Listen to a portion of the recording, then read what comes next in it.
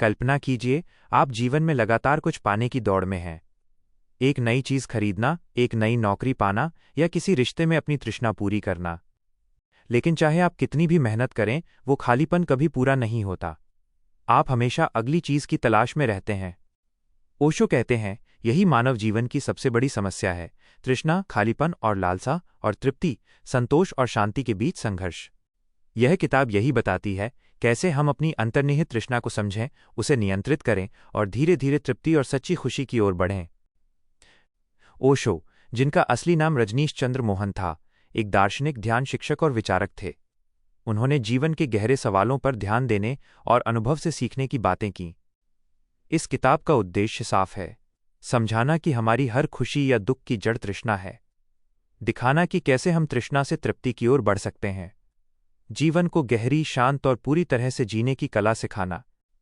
ओशो की यह किताब केवल पढ़ने के लिए नहीं है, बल्कि जीवन में बदलाव लाने के लिए, अनुभव करने के लिए है। मुख्य विचार। एक, तृष्णा क्या है और क्यों है? ओशो कहते हैं, तृष्णा केवल चाह नहीं है, यह एक मानसिक और भावनात्मक स्थिति है। तृष्णा हमेशा कुछ नया पाने की चाह, जो अंत में खालीपन छोड़ती है। उदाहरण, आप नई कार खरीदते हैं, खुशी थोड़ी देर तक रहती है, फिर से नई चीज की इच्छा होती है। ओशो कहते हैं कि तृष्णा का मूल कारण असली स्वयं से दूर होना है।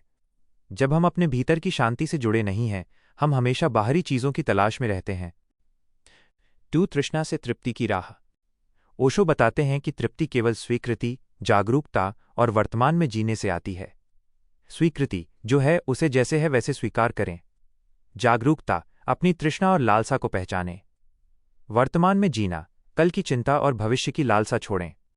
ये तीनों कदम मिलकर हमें तृष्णा से तृप्ति की दिशा में ले जाते हैं। 3, तृष्णा और मनोविज्ञान। ओशो के अनुसार तृष्णा केवल बाहरी चीजों की नहीं होती, यह मन की आदत और कंडीशनिंग है। बचपन में हम सीखे हैं कि खुश रहना किसी चीज को पाने से आता है। सामाजिक दबाव और कंपैरिजन हमारी तृष्णा को और बढ़ाते हैं। इसे बदलना संभावित है अगर हम मन को समझें और उसे प्रशिक्षित करें। 4, तृष्णा के प्रकार। ओशो बताते हैं कि तृष्णा कई रूपों में आती है। 1, भौतिक तृष्णा, धन, वस्तुएं, विलासिता। 2, भावनात्मक तृष्णा, प्यार, स्वीकृति, प्रशंसा। 3, आध्यात्मिक तृष्णा, ज्ञान, शक्ति, उच्च स्थिति। सीख, इन सभी को नियंत्रित करना और पहचानना ही असली तृप्ति की कुंजी है। 5, तृप्ति क्या है और इसे कैसे प्राप्त करें? ओशो कहते हैं, तृप्ति वास्तविक शांति, संतोष और खुशी है। इसे पाने के लिए 1, स्वयं से जुड़ें, रोज थोड़ा समय ध्यान केंद्रित करने या मौन में बिताएं। 2, वर्तमान में रहें, हर पल को अनुभव करें बिना कुछ पाने की चिंता किए। 3, विरोध को स्वीकारें, जीवन में जो भी आता है उसे संघर्ष किए बिना स्वीकार करें। 4, साधारण जीवन अपनाएं, जरूरत से ज्यादा का पीछा छोड़ें। ओशो जोर देते हैं कि तृप्ति केवल बाहरी परिस्थितियों पर निर्भर नहीं करती, ये अंदर से आती है। उदाहरण, यहां कुछ सरल उदाहरण हैं जो रोजमर्रा की जिंदगी में मदद करेंगे। कार की तृष्णा। अगर आप हर बार नई कार खरीदने की सोच रहे हैं, तो पहले ये महसूस करें, क्या आप वास्तव में खुश हैं? अगर नहीं, तो अपने वर्तमान में संतोष ढूंढें। रिश्तों में तृष्णा, दूसरों से प्रेम या स्वीकृति पाने की लालसा को पहचानें। फिर ध्यान से समझें कि प्यार की शुरुआत खुद से होती है। काम और सफलता, प्रमोशन या पुरस्कार की लालसा को समझें और अपने काम में पूरी तरह से डूब जाएं। ध्यान और मौन, दिन में 5-10 मिनट ध्यान से तृष्णा को शांत किया जा सकता है।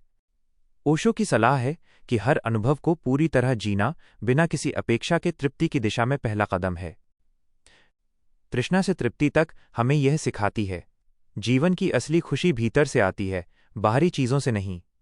तृष्णा को समझना और उसे नियंत्रित करना शांति और संतोष की कुंजी है।